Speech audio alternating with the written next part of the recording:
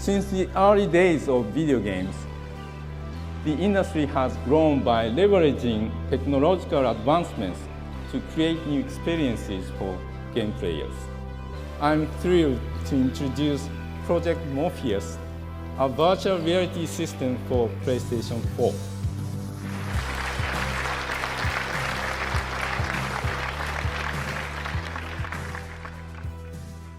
The original PlayStation VR launched October 13th, 2016. We've had Sony's first real commitment to video game VR for over 5 years now, and we already know there's continued commitment with the upcoming PlayStation VR2 on PlayStation 5. And with all the attention now shifting to the new headset, it seems appropriate enough to take a hard look at the first one. Realistically, the Sony group as a whole has been bullish on head-mounted displays for decades, with the Sony Glastron in the 90s, and more recently the HMZ in the 2010s. Those are considered more personal TV viewers with 3D functionality, but that's what was perhaps more commercially viable. Behind the scenes, R&D was full steam ahead on virtual reality, and with PlayStation VR, development dates back to 2010, shortly after the release of PlayStation Move. The commitment isn't surprising, especially when you consider what's at stake. Being a leader in a completely new sector, a new entertainment medium, is invaluable. It's what any company strives for. And today we know PlayStation VR sits at a confirmed total of 5 million units sold, as of January 6, 2020, which depending on how you look at it could be seen as good or bad.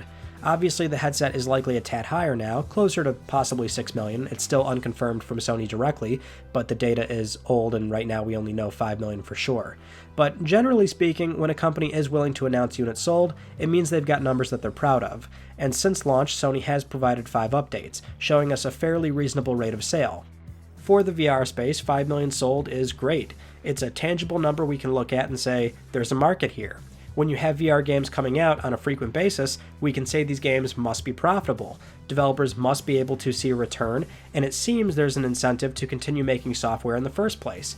And it should go without saying, but this kind of responsibility doesn't have to fall solely on PlayStation VR. Assuming a developer can do it, it's in their best interest to reach as many people as possible. That can be making their games playable in 2D, or simply releasing on other VR headsets, and that's where something like the Oculus Quest comes in, or more recently now marketed as the Meta Quest 2, being the most recent product release in October 2020. And as of November 2021, Qualcomm announced 10 million units of the Quest 2 have been shipped, showing a significant bump in rate of sale and overall market growth for the VR space, because again, prior to PSVR, we just didn't really have any good benchmarks. This isn't meant to illustrate how poorly PSVR is done. There's still a massive difference in accessibility here. PSVR is more costly and requires a PlayStation 4, whereas MetaQuest 2 can stand on its own, out of the box, for as low as $300 US. The point is, for the earliest premium virtual reality offering, PlayStation VR can be seen as a success. However, one could easily phrase it in a much more negative light. With only 5+ million units out there, that means Sony has sold less than 1 in 20 to the entire PS4 install base. There were also analyst predictions at the time expecting 6 million units shipped in just 2016 alone, so there's certainly ways to paint it a bit more negatively.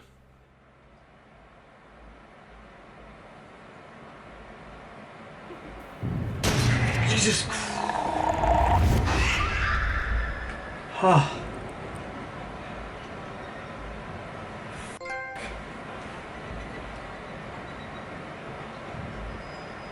Oh my god. I'm not meant for this. Oh, that was not one of my finer moments, I'll admit.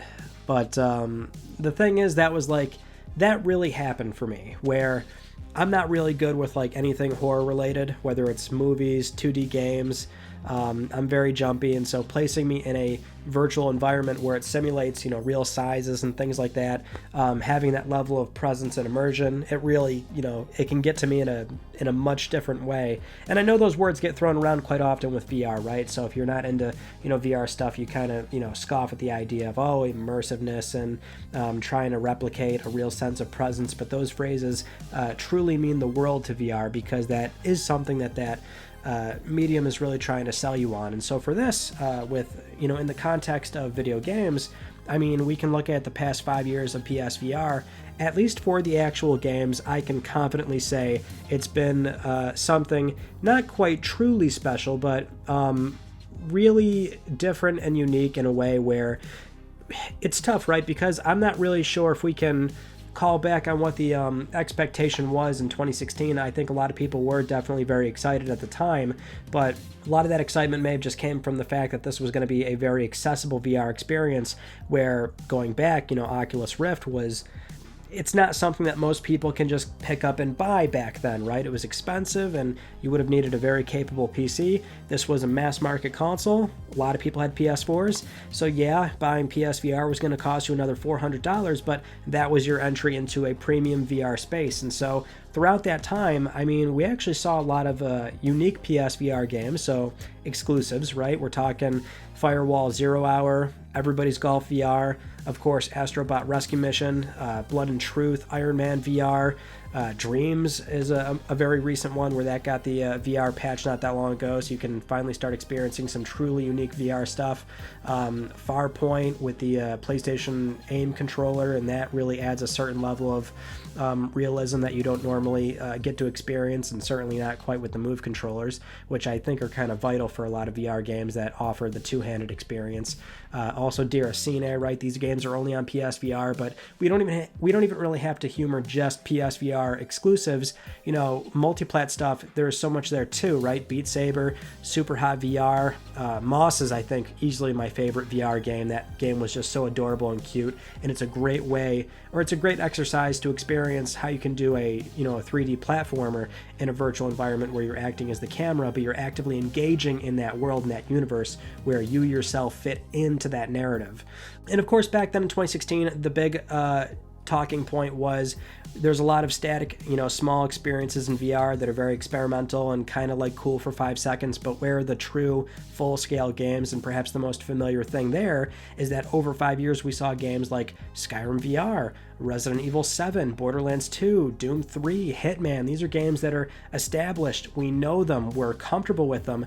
And being able to experience those in VR was a much different thing that, for a naysayer, it might have been the selling point where it's like, you're used to this environment.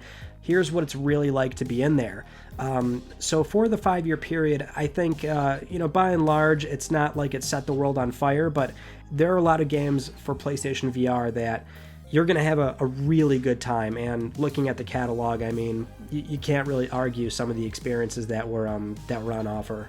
With that said, though, once you actually got your headset, set it up, started playing, chances are you probably ran into some issues. Perhaps this is something we all knew was going to be a problem, but PSVR was simply not that great at tracking, and it's not hard to figure out why. The entire tracking solution was based on a camera watching 9 LEDs on the headset, the light bar on the DualShock 4, and the bulbs on the PlayStation Move. Depending on your setup and the room's lighting, you could have a really poor experience just trying to get the tracking to work correctly. And when it does work, it won't take long for you to run into a boundary problem where you're simply moving out of the camera's reach. For my setup, this was always an issue. My main play area is a tighter space with a desk close by. Of course, situational awareness should be used at all times, but in the case where I've double-checked my tracking to make sure I have the most ideal conditions, a game will always find a way to have me hit that out-of-bounds area. And when it happens, it takes you out of the experience right away. Worst case scenario, you're taking the headset off and fiddling with the camera position. That's basically the last thing you want to do when you already thought you had it set up correctly. And if you dare play another VR game in the same session, then you're signing yourself up for another round of camera fiddling. Every title is different and requires a varying amount of play space. Sometimes I get a little too excited when I start a game and I don't have to mess with anything. Which, I'll be honest, plenty of titles are more static experiences that don't require much. You can certainly have a set it and forget it situation for a handful of titles, but assuming you're really exploring the library, then the setup process tends to be a customary thing. However, that's mainly for the camera and how far away you are from the TV. There's also just the simple fact that for a proper two-handed setup, you're using PlayStation Move controllers, accessories that Sony shipped for the PS3 as a way to play 2D games with motion controls like a Nintendo Wii.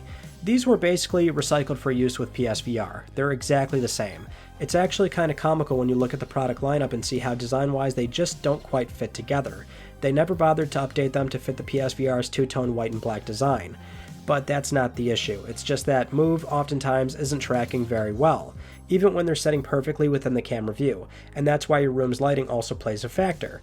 So, we've got all these tracking headaches, and then there's the headset's mess of cables.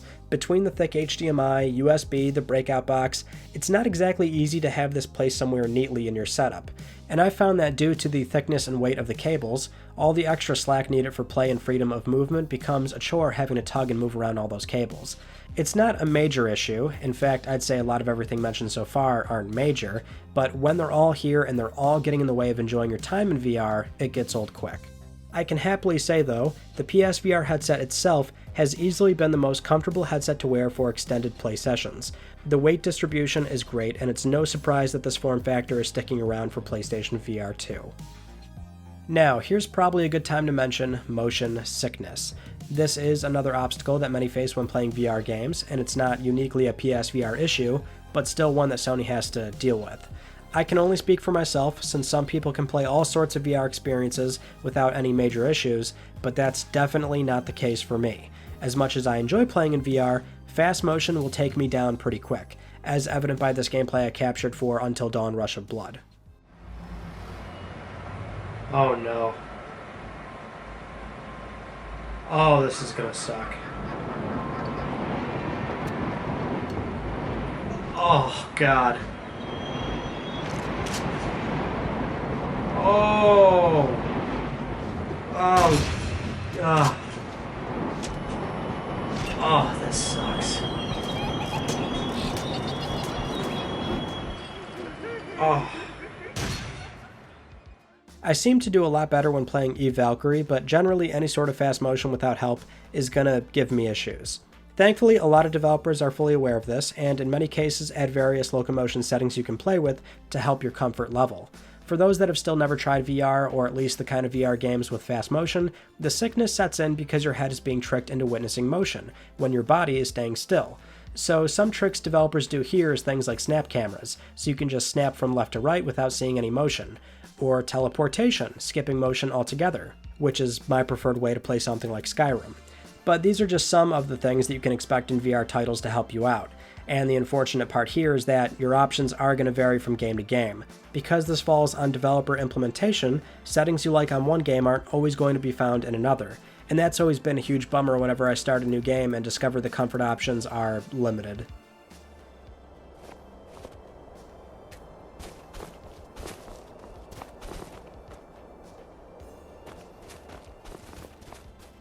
So, ultimately, what's the key takeaway here?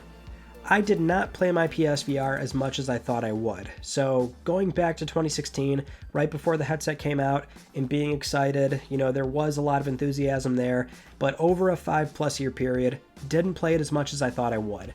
And that's despite the fact that every time I did play it, I enjoyed it a lot. In fact, really, every single time I did put the headset on, just picked up a game, maybe I was doing something for a video or whatever, but almost every time when I played my PSVR, it was kind of like a fire being reignited, like, wow, this is always so cool, it's so fun, right? So I don't play VR stuff too much, and for PSVR, the big problem really was those little barriers of entry, right? So it's not quite the accessibility problem of, say, more premium VR headsets for its time, like, say, again, the Oculus Rift, right? A high price, need a really powerful PC. It wasn't that. You can get this thing in your living room, no problem, but it's all the little stuff where just it gets in the way of starting PSVR. The tracking issues, all the cords and setup, making sure you have the ideal lighting conditions, enough room in your play area, all those little things, like even when you sort them out, it's just something where after you're done playing, you kind of make a mental note of, oh, that was a huge pain, I don't want to have to deal with that again anytime soon, and then you just kind of put it down, and days turn into weeks, weeks turn into months, and games aren't coming out constantly, so it's something where, ultimately for me, I did not play PSVR as much as I thought I would, but the content was always there when I decided to pop back in. And that's what's really exciting about PlayStation VR 2, because every little tracking issue we brought up here, or all the cords now going down to one cord, right? A lot of what we've said is actually rectified with PlayStation VR 2. Which that alone is a massive quality of life jump. but there's also the simple fact that PSVR2 in terms of specs is going to be a massive jump as well. In fact, it may also help with motion sickness with the haptics now in the headset, which that one little thing might be able to simulate more realism and trick your head and your body into thinking that, hey, I'm actually moving, right? So that may very well also help with the motion sickness. But PSVR2, for the most part, is getting rid of all of these problems with the current headset, and I think that is what's probably really exciting. So not to say that PlayStation VR, the first iteration of this headset, was bad, but there were a lot of barriers there, certainly getting in the way for me of constantly firing it up. But the other thing that was interesting is Sony's support, because they were coming off the back of PlayStation Vita, where there wasn't really a whole lot of good vibes going on there, because Sony kind of left that handheld a little bit too soon. PSVR, not so much. Actually, a lot of support there, not just from first party every so often, which wasn't a lot, but mind you, we got constant PlayStation blog posts and tweets and new trailers and spotlight videos, spotlight games showing up during a state of play. So much so that people were getting annoyed with seeing so many VR games, but if you have a PSVR or if you're interested, you want that support from Sony. And now we know we have a new headset coming, and well, I think the future looks incredibly bright for PSVR 2, especially when you look at how well, say, the MetaQuest 2 is doing. We want all VR headsets to do really well if you care about this medium. So PSVR, it wasn't bad, but it wasn't outstanding either, and I think that was the biggest problem, is all those little things keeping you from really enjoying that experience to the fullest. Thank you so much for watching this video. I hope you enjoyed it. If you have not yet, please subscribe for the best PlayStation news, reviews, and updates that are here on YouTube. You can also follow me on Twitter at Mystic Ryan, and that is it. I will see you all in my next video. You take it easy.